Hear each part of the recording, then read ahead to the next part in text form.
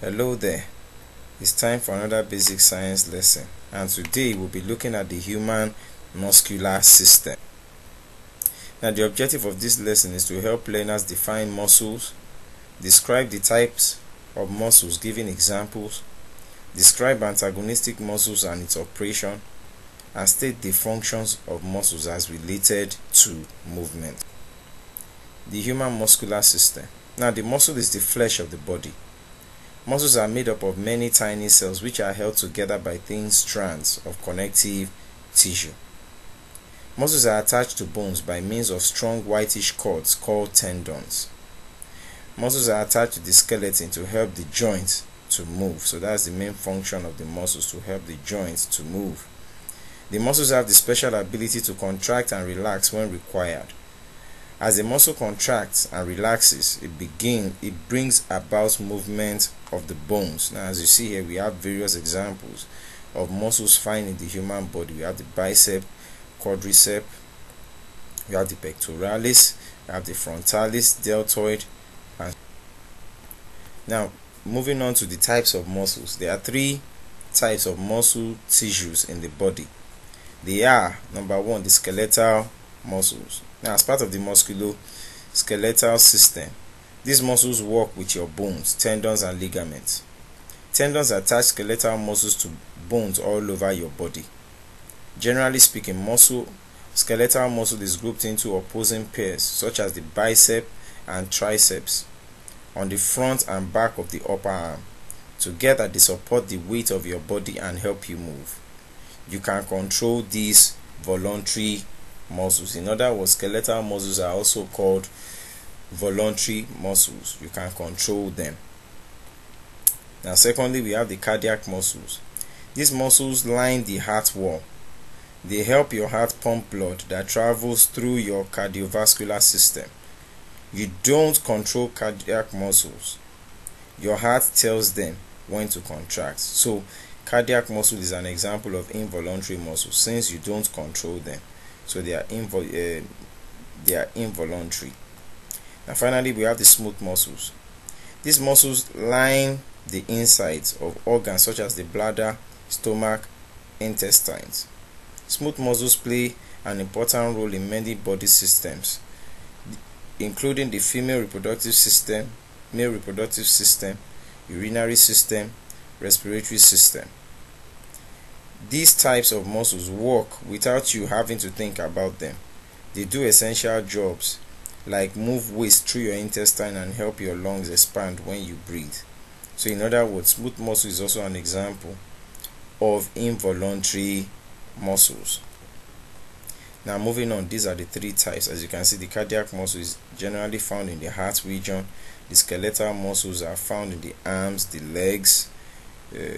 They are voluntary, so you can move them at will, but you don't have control over the muscles of your heart.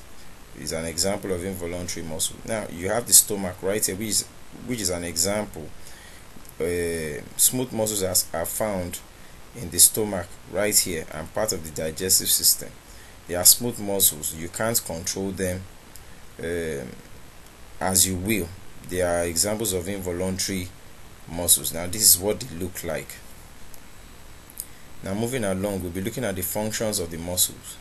Now the muscles play a role in nearly every system and function of the body.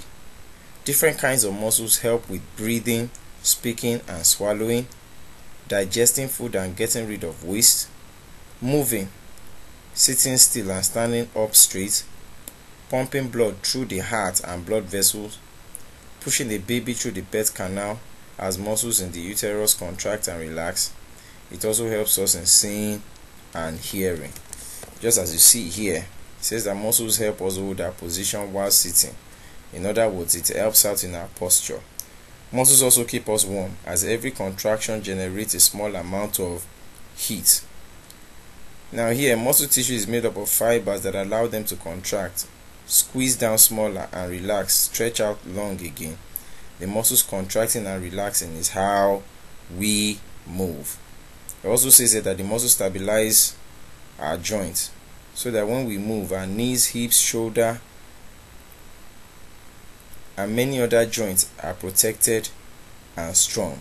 right here, this explains the three types of skeletal muscles, which are three types of muscles, which are skeletal muscle, cardiac muscle, and smooth muscles, and where they are found.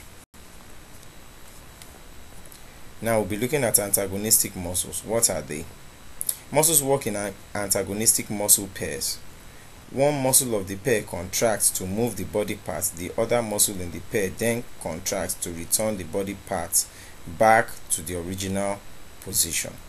Muscles that work like these are called antagonistic pairs. As you can see here, the bicep and tricep muscles found in the arm region are examples of antagonistic muscles. As the bicep contracts, the tricep relaxes, and as the tricep contracts, then the bicep also relaxes. Now, in an antagonistic muscle pair, as one muscle contracts, the other muscle relaxes or lengthens.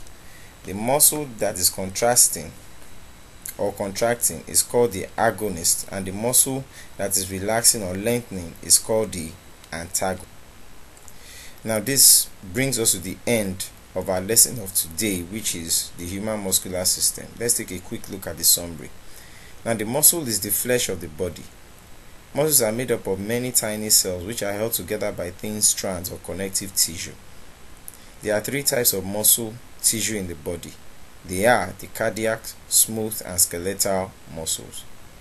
Different kinds of muscles help with movement, posture, to generate heat and stabilize joints. In an antagonistic muscle pair, as one muscle contracts, the other muscle relaxes or lengthens.